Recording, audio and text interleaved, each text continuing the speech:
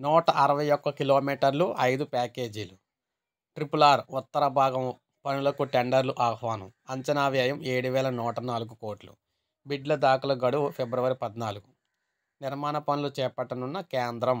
So మీరు ఇక్కడ చూసుకున్నట్లయితే ప్రాంతీయ వలయ రహదారి, రీజనల్ రింగ్ రోడ్డు, ఓఆర్ఆర్ అంటే ట్రిపుల్ ఆర్ ఉత్తర భాగం పనులకు కేంద్రం శ్రీకారం చుట్టింది.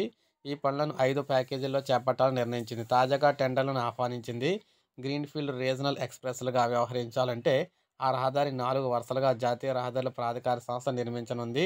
ఉత్తర భాగం పనులకు సంగారెడ్డి జిల్లాలోని గిర్కాపూర్ అక్కడ మనకి గిరియాపూర్ నుంచి యాదాద్రి భువనగిరి జిల్లాలో తుంగరవల్లి వరకు కూడా 161 కిలోమీటర్ల మేర పనులు అయితే చేపట్టబోతూ ఉన్నారన్నమాట. ఇక్కడ మనకి ఇచ్చారు ఎక్కడి నుంచి ఎక్కడెక్కడ ఏంటనేది.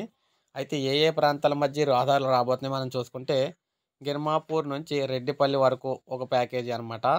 రెడ్డిపల్లి నుంచి ఇస్లాంపూర్ వరకు రెండో ప్యాకేజీ. ఇస్లాంపూర్ నుంచి ప్రజ్ఞాపూర్ వరకు మూడో ప్యాకేజీ. ప్రజ్ఞాపూర్ నుంచి రాయగిరి వరకు నాలుగో ప్యాకేజీ. రాయగిరి నుంచి ఇక్కడ తంగడ్పల్లి వరకు కూడా మరొక ప్యాకేజీ.